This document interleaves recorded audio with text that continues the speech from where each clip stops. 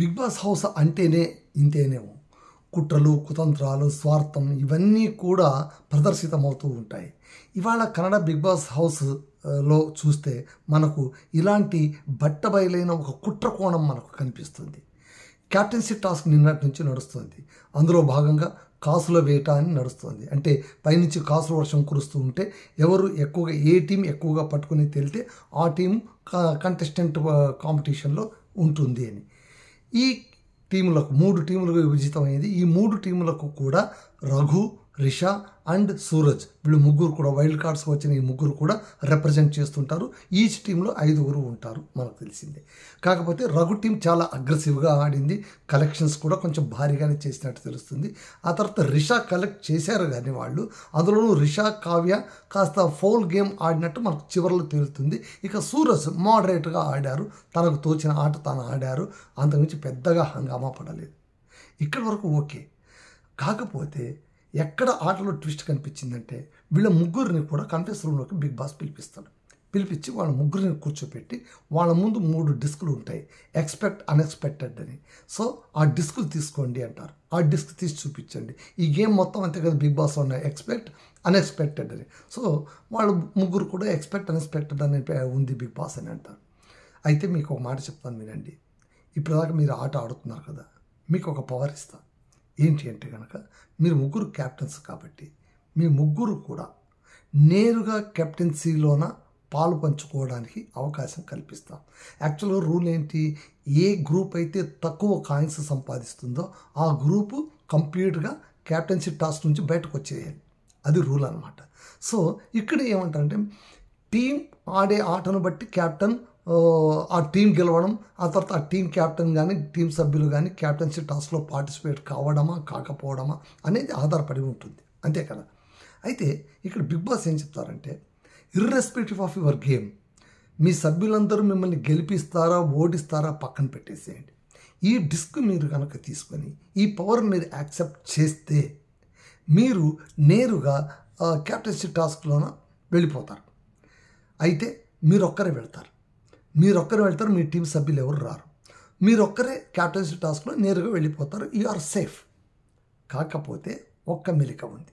ఏంటి అంటే మీరు ఈ పవర్ ఒకవేళ తీసుకుంటే entire your team will be out of the competition.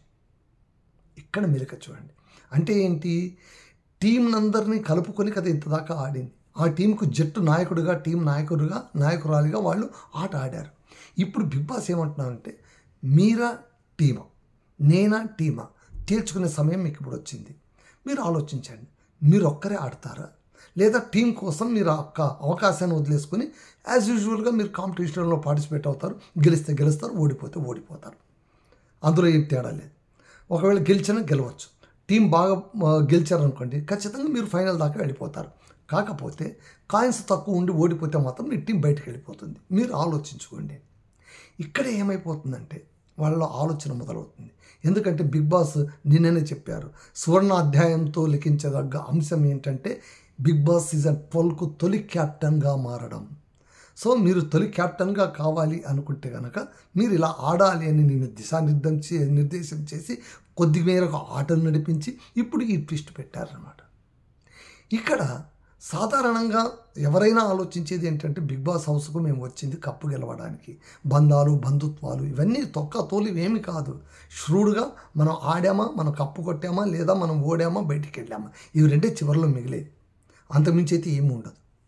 కాకపోతే వీటన్నిటికీ మించిన ఎమోషన్ అనేది ఒకటి ఉంటుంది, వీటన్నిటికీ మించిన లాయల్టీ అనేది ఒకటి ఉంటుంది, వీటన్నిటికీ మించిన ఫెయిత్ అనేది ఒకటి ఉంటుంది. వాటిని పోగొట్టుకుంటూ ఇంట్లో గడపడం అనేటువంటిది ఎంత నరకమో మనం అశ్విని గౌడ్ని అడిగితే తెలుస్తుంది. అశ్విని గౌడ్ నేను ఒక మాట అన్నారు, బయట మనం ఎన్నో అవమానాలు పడుతూ ఉంటాం, మనకు కొత్త ఏం కాదు మనకు. కాకపోతే ఇంట్లో అవమానం పడి, ఇంట్లో నమ్మక ద్రోహంగా ముద్ర వేసుకొని, ఇంట్లో మనం విలన్గా ముద్ర వేసుకొని ముందుకు సాగడం అనేటువంటిది ఎంత దుర్భరం అది. సో ఆ విషయం వెళ్ళి ఇప్పుడు ఆలోచించాలి. మరి ఏం చేయాలి? ఆ క్షణానే చెప్పాలి మీరు అన్నారు, మీరు నిర్ణయించుకోవడానికి వీలేదు, ఆ క్షణానే మీరు చెప్పి తీరాల్సిందే అంటే రఘు ఉండి I will go with that power అని అంటాడు. ఎవరేమైనా అనుకోని నేను బయటకు వచ్చాను, నేను ఆడాలి, I should be the contestant, నేను ఎందుకు కాకూడదు? నేను ఎందుకు వచ్చిన అవకాశం వదులుకోవాలి? నా స్థానంలో వేరే వాళ్ళు ఉంటే వదులుకోరా? అది రెండో క్వశ్చన్. ఓకే, ఇప్పుడు మనం వదులుకొని టీం కోసం ఆడతాం. ఆ టీం నుండి ఇతర ఏ సభ్యులైనా వచ్చి ఈ స్థానంలో కూర్చుని ఉంటే మరి వాళ్ళ అవకాశాన్ని వదులుకుంటారా, వదులుకోరా? ఇది హైపోథెటికల్ క్వశ్చనే, కానీ ఆ ఆలోచన అయితే వస్తుంది కదా ఆ క్షణాన. సో రఘు ఒప్పేసుకున్నాడు. ఎప్పుడైతే రఘు ఒప్పుకున్నాడో రిషబ్ వెంటనే ఒప్పేసుకునేది. బహుశా రఘు ఒప్పుకోకున్నా కూడా రిషబ్ ఒప్పుకునేదేమో. రిషబ్ దగ్గర ఉన్న ఏకైక పాయింట్ ఏంటంటే తనకు కాయిన్స్ తక్కువ వచ్చాయి, తన టీం గ్యారంటీ ఓడిపోతుందని ఆమెకు తెలుసు.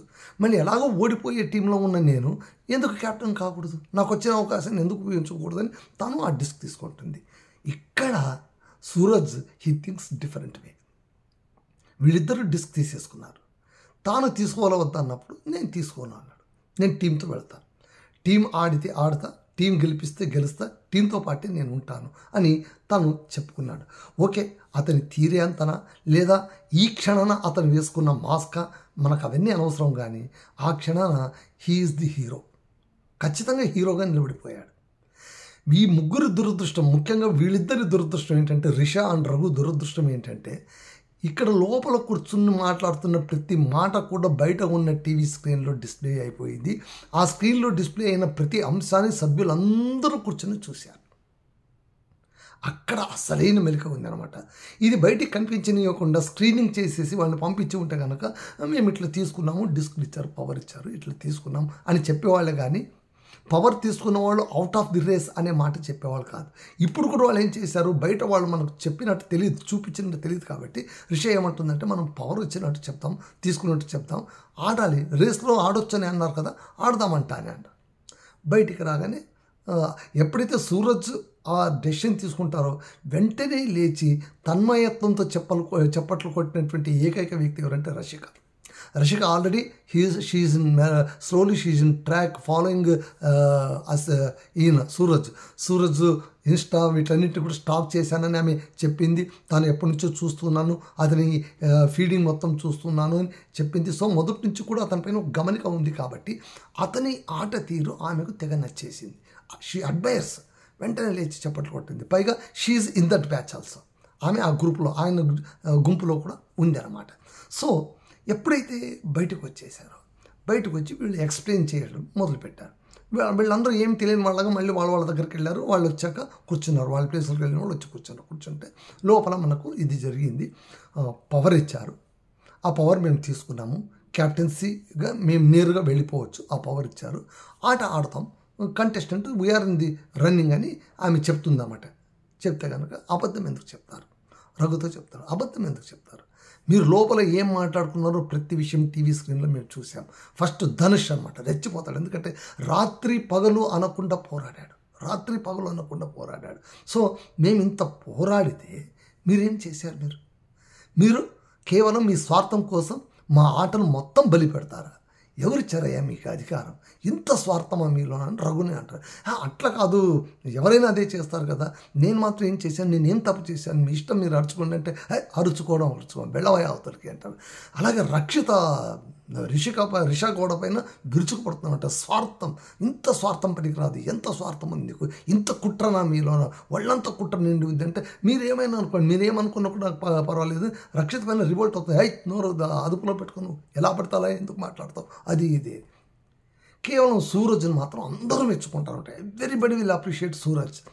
ఇక్కడ రిషా తర్వాత రఘు మాట్లాడుతూ ఒకటే మాట అంటుంది రిషా, వాడు కూడా ఒప్పుకొని ఉండింటే కనుక మనకి సమస్యనే ఉండేది కాదు, మనకు పెంట పెట్టిందంతా సూరజ్.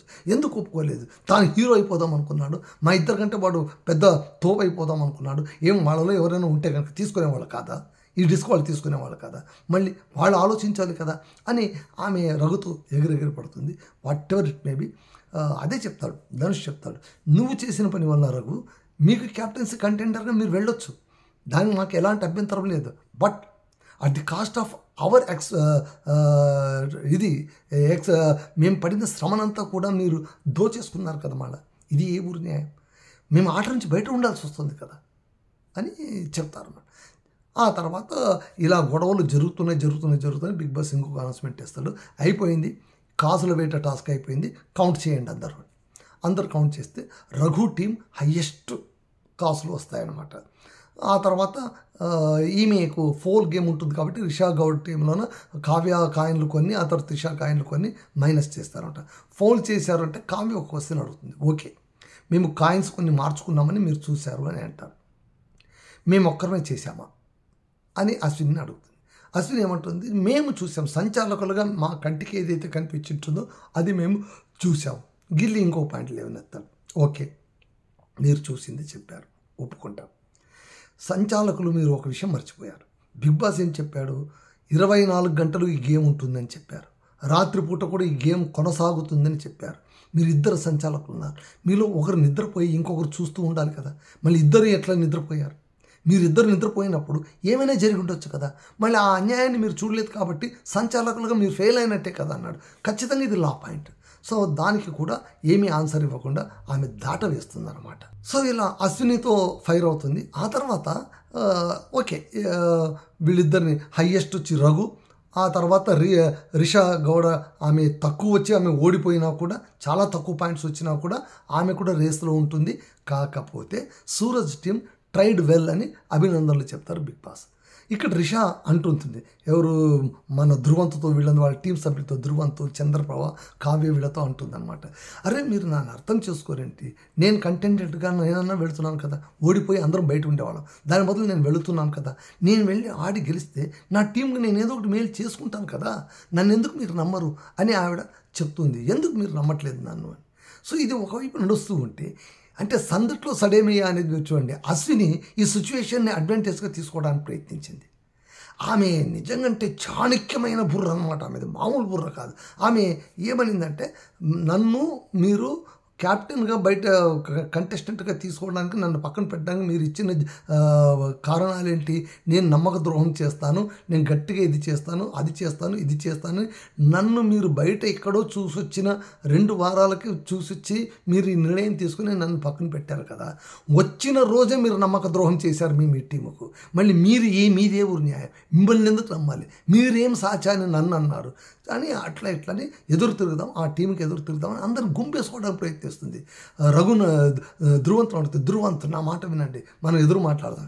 రక్షిత శెట్టిని అడుగుతుంది, రక్షిత నువ్వు చెప్పు ఎవరు పార్టీ నువ్వు అంటే, ఆమె ఉండి ఏమి చేసేది ముందు నేను రఘు పక్కన ఉంటాను అంటే, చూసావా రఘు పక్కన ఉంటాను అంటే ఏంటి, ఎత్తు లావు ఉన్నాడు నిన్ను రక్షిస్తానుకుని నువ్వు అక్కడ ఉంటున్నావా అని అంటే, అలా కాదు, ఇప్పుడు ఎవరైనా ఆడాల్సింది క్యాప్టెన్సీ టాస్క్ కోసమే కదా, మళ్ళీ వాళ్ళకి ఆ పవర్ వచ్చింది, వాళ్ళు తీసుకున్నారు, ఇప్పుడు నేను చేసేది మాత్రం ఏముంది, ఇద్దరు అలా చేసినప్పుడు ఎవరినో ఒకరిని ఎంచుకోవాలి కదా, అందుకోసమే నాకు రఘు అంటే ఆయన పక్షాన్ని నిలబడాలని అనుకున్నాను అని అంటారు. సో ఇలాగా అంటే ఏంటి, అశ్విని గౌడ్, జాన్వి వీళ్ళిద్దరు కూడా వీళ్ళు బుద్ధులు మార్చుకోలేదు. జాన్వి నిన్న మారింది అనుకున్నాను నేను, కానీ ఆవిడేం మారలే. మళ్ళీ ఇప్పుడు ఆమె అడ్వాంటేజ్గా తీసుకొని నువ్వు చెత్తగా పడతావు, నువ్వు బకెట్ పెడతావు, నువ్వు అందరిని కాక కొడతావు, నువ్వు అందరిని మోసం చేయడానికి పుట్టావని రిషా గౌడ్ను వాయించుకోవడానికి పెడుతున్నావంట. రిషా గౌడ్ పైన విరుచుకుపడడానికి సర్వ విధాలా ప్రయత్నిస్తున్నారు అశ్విని గౌడ్ అండ్ జాన్వి. ఎందుకంటే నిన్న వాళ్ళకి తగిలిన దెబ్బ మామూలు దెబ్బ కాదు కాబట్టి. సో ఆ దెబ్బ నుంచి ఎలాగైనా, కన్నడలో ఒక సామెత ఉంది కదా, ఎవరో నీళ్లు వేడి చేస్తే తాము పప్పులు ఉడికించుకోవాలనుకున్నట్టు, ఇక్కడ ఈ సిచ్యువేషన్లని నీళ్లు బాగా మంట వేడి రగులుతున్నప్పుడు, ఈ సెగ రగులుతున్నటువంటి నీటిలోన తమ పప్పులు ఉడికించుకోవాలని వాళ్ళు అశ్విని ప్రయత్నిస్తున్నది తెలుస్తుంది. ఇదే మాట కావ్య ఈమె అంటుంది, రిషా అంటుంది, ఇక్కడ నీళ్లు ఉడుకుతుంటే కనుక నీ పప్పులు ఉడికించుకోవాలని నువ్వు ప్రయత్నించొద్దు, నువ్వు ఎవరో సిచ్యువేషన్ని ఏదో అడ్వాంటేజ్ తీసుకుంటే మాత్రం నువ్వు బాగుపడిపోతావు అని అనుకోవద్దు, నీ పైన ఉన్న మచ్చ అలాగే ఉంటుంది, దాన్ని నువ్వు మర్చిపోవద్దు అని. But whatever it may be, captaincy టాస్క్కు సంబంధించి ఇద్దరి కుట్రల వల్ల 10 మంది బయట ఉండవలసి వచ్చింది. ఇది సామాన్యమైన విషయం అయితే కాదు. 2 టీములు, ఈచ్ టీమ్ 5 మెంబర్స్, 5 మెంబర్స్ అంటే ఓన్లీ వాళ్ళిద్దరు ఉన్నా కూడా 8 మెంబర్స్. ముఖ్యంగా రఘు వాళ్ళ టీం, ధనుష్ కావచ్చు, వీళ్ళందరూ కూడా బాగా ఆడారు. ధనుష్, జాన్వి వీళ్ళందరూ బాగా ఆడారు. బాగా ఆడిన వాళ్ళు కూడా టాస్క్లో పాల్గొనకుండా బయట ఉండిపోవాల్సి వచ్చింది. మళ్ళీ ఇది తప్పే కదా మళ్ళీ.